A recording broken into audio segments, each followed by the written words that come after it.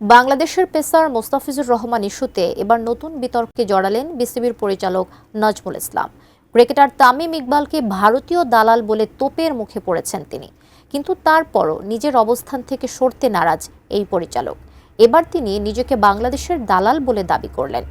তামিমকে নিয়ে আবারও কি বললেন নাজমুল ইসলাম, বিস্তারিত জানাচ্ছেন বদিউজ্জামান মিলন।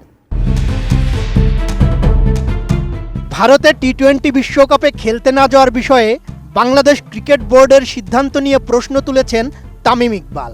এরপরই জাতীয় দলের সাবেক অধিনায়ককে ভারতীয় দালাল আখ্যা দিয়ে বিতর্কিত মন্তব্য করেছেন বিসিবি পরিচালক ও অর্থ কমিটির চেয়ারম্যান এম নাজমুল ইসলাম। তামিমকে নিয়ে এমন মন্তব্য ভালোভাবে নেননি ক্রিকেটাররা। তাইজুল ইসলাম, তাসকিন আহমেদ থেকে শুরু করে বেশ কয়েকজন ক্রিকেটার তামিমের পক্ষ নিয়ে সামাজিক যোগাযোগ মাধ্যমে পোস্ট দিয়েছেন। এক বিবৃতিতে প্রতিবাদ জানিয়ে তীব্র ক্ষোভ ও অসন্তোষ প্রকাশ করেছে cricketers welfare association of Bangladesh কোয়াব, যা নিয়ে সমালোচনার ঝড় বইছে দেশের ক্রিকেটাঙ্গনে।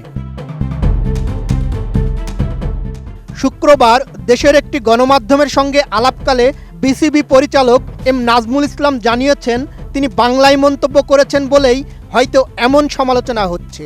তবে এই মন্তব্য নিয়ে ক্ষমা চাইবেন না বলে সাফ জানিয়ে দিয়েছেন তিনি।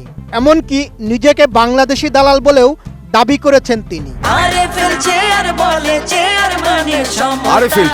ক্ষমতার নয়, সমতার চেয়ার। নাজমুল ইসলাম বলেন, এখন শব্দটা যদি তিনি ইংরেজিতে বলতেন মনে হয় এভাবে হতো না। যদি জিজ্ঞেস করেন আমাকে, আমিও বলবো আমি নিজেও তো একজন দালাল। পার্থক্য হচ্ছে আমি বাংলাদেশের দালালি করছি। এখন দালালের ইংরেজি এজেন্ট বললে মনে হয় সুন্দর শোনা যায়, তাই না? বাংলা শব্দতে শুনতে মনে হয় একটু খারাপ লাগে, কষ্টও লাগে।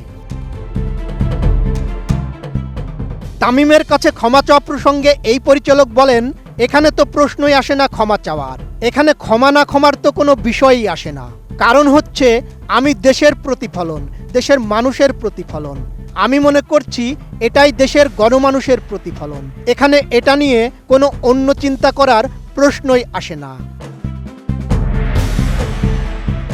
এমন সমালোচনার মাঝেই নিজের ফেসবুক আইডিতে নতুন একটা পোস্ট করেছেন নাজমুল। তিনি বলেন, মুস্তাফিজ ইস্যুতে বাংলাদেশ ক্রিকেট দল যখন ভারতে নিরাপত্তা ঝুঁকিতে, মাননীয় ক্রীড়া উপদেষ্টা বিষয়টা আন্দাজ করতে পেরে আসন্ন টি-20 বিশ্বকাপে বাংলাদেশের ম্যাচসমূহ ভারত থেকে শ্রীলঙ্কায় স্থানান্তরে বিসিবির সঙ্গে আলোচনা করতে বলেছেন।